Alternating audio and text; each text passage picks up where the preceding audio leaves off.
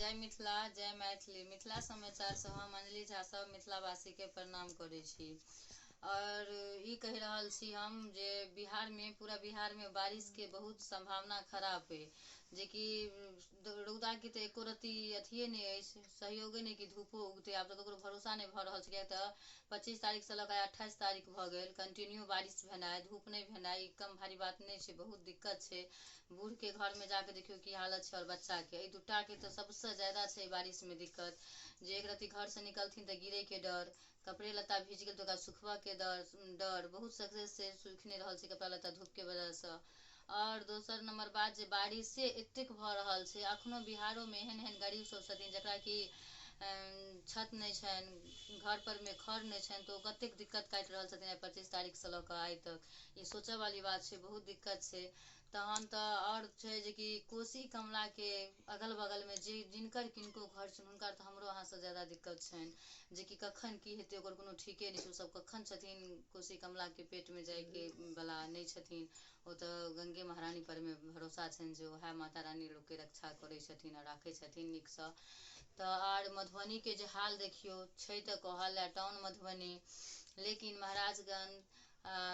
महाराजगंज थाना मोड़ बाटा चौक एहि सब पर में जाओ तो एकर बाद BN कॉलोनी के जे रोज पब्लिक अछि ओतऽ जाओ तो देखियो जे नाला और रोड एक छै, अहाँ के पते नहीं चलत कि रोड और नाला कोन छै। अनजान आदमी अगर एहि शहर अखन आबि रहल छथि और देहात सबके आदमी सब मधुबनी बाजार आ ओ जे पाँव पैदल चलथिन तो कतऽ जेथिन तकर कोनो था पता नहीं छै, से स्थिति मधुबनी के अछि। और कोसी कमला के स्थिति तो बताइए देलूँ हैं, जहन मधुबनी के ई हालत छै तो कोसी कमला के की हालत हेतै से तो जे कि हमर वीडियो देखैत हैब सुनब तऽ पता चलबे करत अहूँ सबके। तऽ और सुनलिए कि नेपाल के जे फाटक छै ओ खुलऽ वाला छलै, खुललै कि नहीं से हम कन्फर्म अखन नहीं छी, ई कन्फर्म अहाँ सबके हम फेर बतायब। तऽ ताहि दुआरे जे कि कोसी कमला नदी के पेट में छी ओ सब सम्हरि कऽ रहब अपना। तऽ कोसी कमला के लेल तऽ कहिए देलहुँ हैं जे केओ अगल बगल में छनि जिनकर घर हुनका तऽ और बहुत डर हेतनि, हुनकर सबके तऽ पानिओ मतलब खाना पीना सबटा बेचैन भेल हेतनि, किछु चैन के नहीं खाइत हेता। बहुत दुख के बात अछि जे कि एतेक बारिश किया भऽ रहल अछि। भगवान करू कि नेपाल के फाटक मतलब फाटक नहीं खुलो तहन तऽ कनिक कमो डर छै, अगर फाटक खुलि गेलै तऽ बहुत डर छै।